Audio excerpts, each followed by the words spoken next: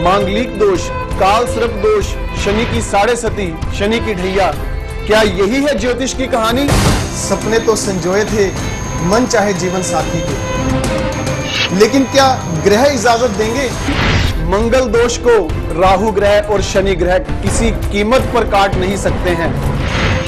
क्या होते हैं उपाय और क्या ये परमात्मा के लिखे विधान को बदल सकते हैं? उपाय यदि दिल से किए जाएं तो परमेश्वर के हृदय में भी परिवर्तन कर सकते हैं। मुकद्दर साथ दे तो मेहनत रंग लाती है।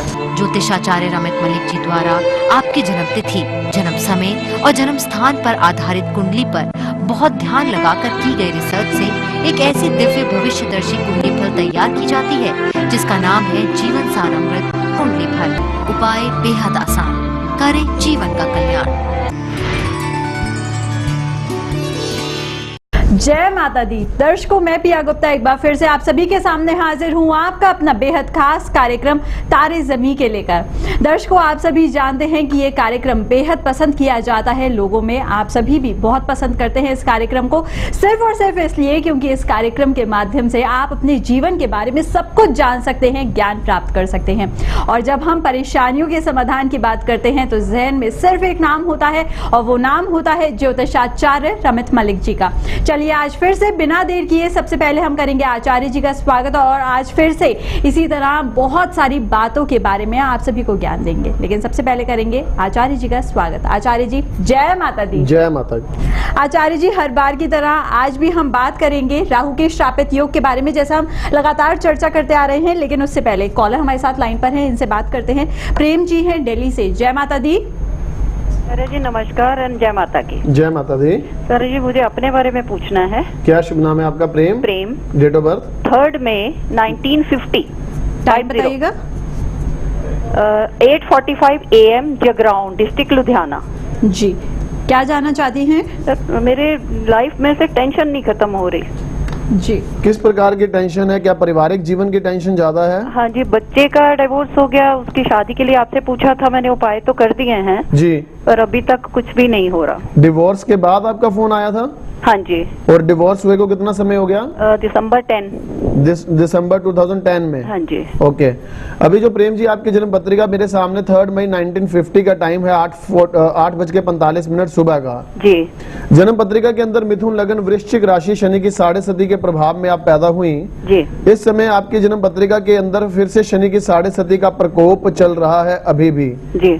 और शुक्र में केतु की दशा चल रही है सितंबर 2013 से लेकर 27 नवंबर 2014 तक जी। इसलिए जो ग्रह संकेत आपकी जन्म पत्रिका के अंदर है, नवंबर 2014 तक किसी भी खुशी की बड़ी खबर की संभावनाएं आपकी जन्म पत्री में पॉसिबल नहीं है जी। और आपके माध्यम से अपने सब ज्योतिर्विद अपने जो मित्र हैं, जो कार्यक्रम देखते हैं, हमारे जो दर्शक कार्यक्रम देखकर कुछ सीखने की चाह रखते हैं, पंचम भाव से आपके शनि की साढ़े सती चल रही है इस समय जी। और पंचम भाव होता है संतान का, पंचम भाव होता है आपकी लोकप्रियता का, पंचम भाव होता है आपके पेट के हिस्से का, पंचम भाव होता है आपके इजी गेन्स का जी। इन सब बातों की समस्या इस समय में निश्चित तौर पर आपको झेलनी पड़ेगी जी। और 20 जून के बाद किसी भी वक्त आपको इस मामले में खुशी का कुछ संकेत दिखाई देने लगेगा, लेकिन आपके घर में खुशियों का रास्ता 27 नवंबर 2014 के बाद आना है। ओके। दो बातें मुझे आपसे मैच करनी है। एक तो बहुत जल्दी दूसरों से मिक्सअप होने की नेचर है क्या आपकी? जी। और दूसरी बात, क्या आपकी शादी के वक्त आपके दादाजी जीवित नहीं थे क्या? जी नहीं। उनका नाम बता सकती हैं, याद है? तेलूराम।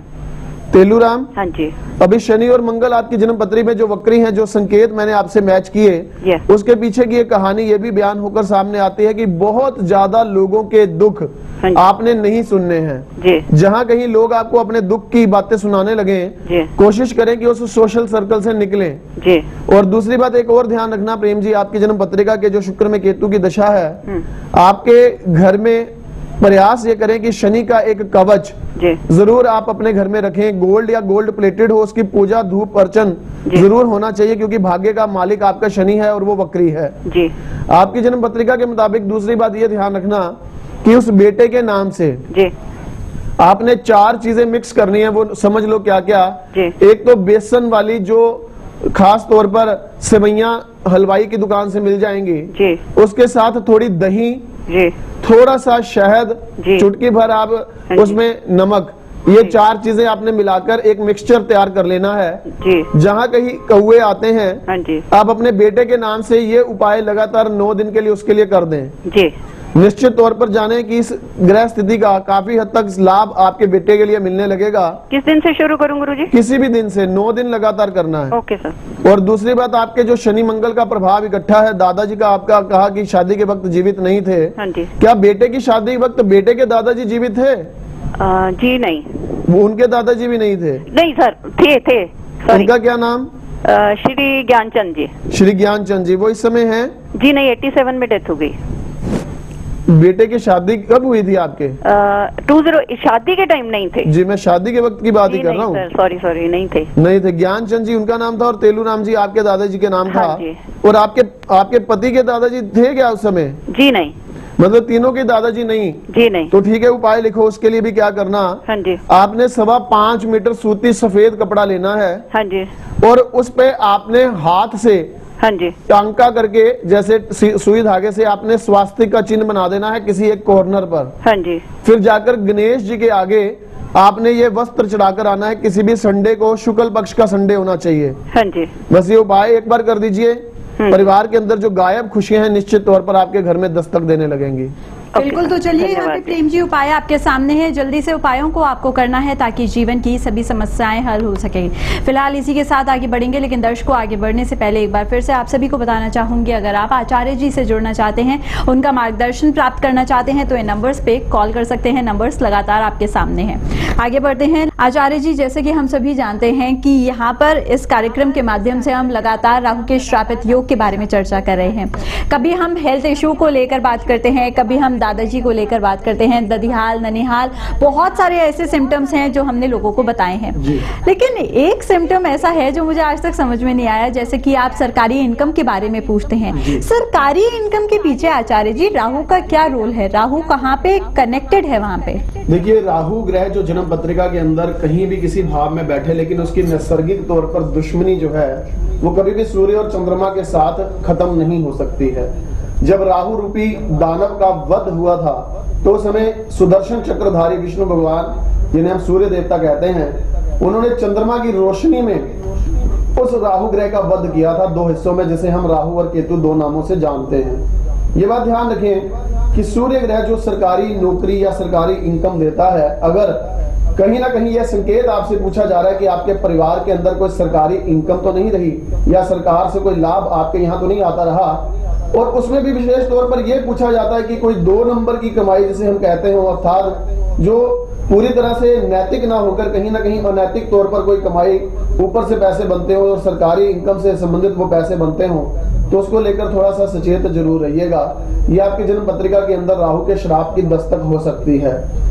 कौन सा ऐसा कुंडली का कॉम्बिनेशन है वो भी समझ लीजिए। जब आपकी जन्म पत्रिका के 10वें भाव का स्वामी ग्रह खास तौर पर आपके कुंडली के राहु ग्रह के साथ कनेक्टेड होता है, या सूर्य ग्रह का प्रभाव आपकी जन्म पत्रिका के 10वें भाव के साथ कनेक्टेड होता है, और उस पर राहु का इन्फ्लुएंस चाहे वो नक्षत्रों के रूप में है या वो प्लेसमेंट और किसी प्रकार से कोई ना कोई दृष्टि के प्रभाव से है, तो उसका असर ऐसा मिलेगा कि आपके घर में कोई एक ऐसा पारिवारिक मेंबर जिसको सरकारी नौकरी या सरकार से कोई इनकम आती है, वो ऐसे राहु के प्रभाव का ही रूप है, जिसको आप जिंदगी में परेशानियों की अवस्था से जितना दूर करने का प्रयास करोगे उतना वो आपके लिए और अधिक नेगेटिविटी का फल दिखाता चलेगा।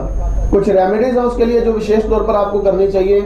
उन रेमेडीज का असर आपको जीवन में प्रॉपर तौर पर तभी हासिल हो सकता है अगर उस राहु के कनेक्शन को ढूंढकर उसके रिलेटेड कुछ विशेष उपाय आपको बता दिए जाएं। इस बात को पूर्ण तौर पर नजरअंदाज नहीं किया जा सकता, इस बात का खास ध्यान रखकर चलना होगा।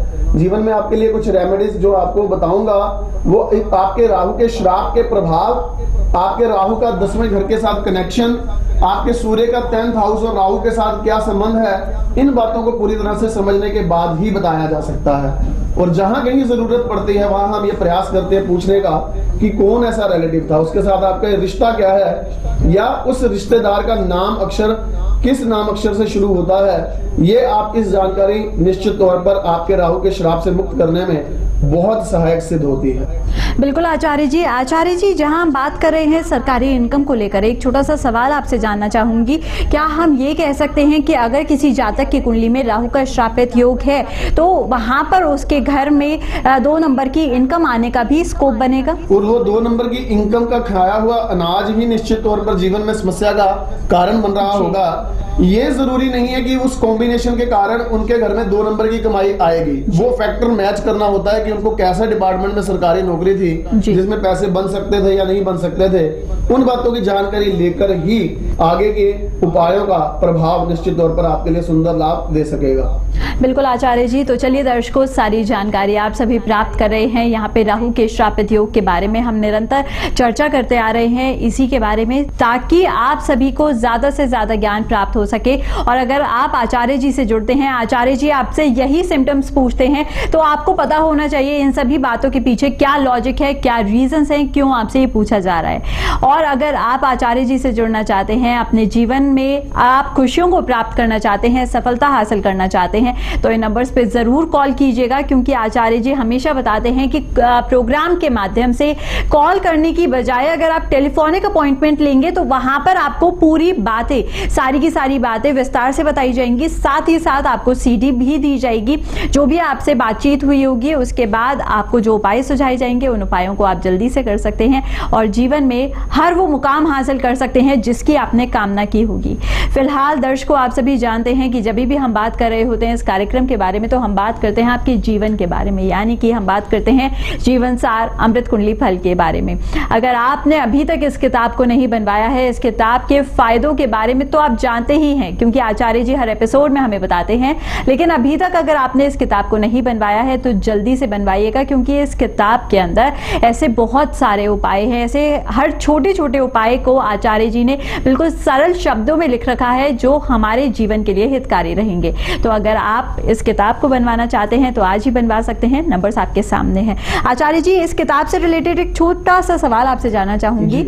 अगर किसी के पास डेट ऑफ बर्थ नहीं है तो, और या फिर टाइम नहीं है, टाइम एक्यूरेट बहुत सारे लोगों को नहीं पता होता, और पर वो जीवन सार बनवाना चाहते हैं, तो क्या वो बनवा सकते हैं? देखिए, जब ऐसी कोई स्थिति हो और आपका एज ऐसी है जिसमें आप विवाहित हैं, आपके संतान है, तो अमूमन पहली संतान की कुंडली के अंदर जो द्वादशांश कुंडली होती है उसके माध्यम से जीवन सार अमृत का निर्माण कर दिया जाता है। और उसे बनाने से पहले उस बच्चे की कुंडली के आधार पर जो द्वादशांश कुंडली बन रही होती है उसके कुछ सिम्टम्स आपके साथ टैली कर लेके आपको पूर्ण तौर पर उसमें कॉन्फिडेंस पे लिया जाता है कि ये जो सिम्टम्स हैं वो पूर्ण तौर पर मैच कर रहे हैं। उसके माध्यम से जो आपके जीवन सार बना के भेजी जाती है उसके पूरी तरह से उपाय आपके लिए सही लाभ देने वाले साबित होंगे, ऐसा मेरी गणना कहती है। बिल्कुल आचार्य जी, तो चलिए दर्शकों, सारी जानकारी आप सभी के सामने है। जीवन सार बनवाना चाहते हैं तो नंबर्स आपके सामने है, नंबर्स पे जल्दी से कॉल कर सकते हैं और आज ही अपने जीवन के हर क्षण के बारे में, हर पल के बारे में जान सकते हैं। इन्हीं सारी बातों के साथ अब आप सभी से चाहेंगे इजाजत।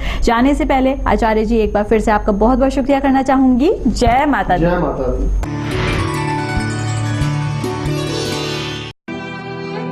दर्शकों, आचार्य रमित मलिक जी आप सभी के कल्याण हेतु प्रतिदिन 1 घंटे का निशुल्क परामर्श देने के लिए वक्त निकालते हैं, ताकि जो आर्थिक रूप से कमजोर लोग हैं वो इस सुविधा का लाभ उठाकर ज्योतिष के माध्यम से अपना भाग्य बदल सकें। लेकिन इस नेक काम में उस वक्त बाधा आती है जब आप ज्योतिष को एक जादू समझ लेते हैं और मात्र 2-4 दिनों में ही फायदा होने के सपने देखने लगते हैं।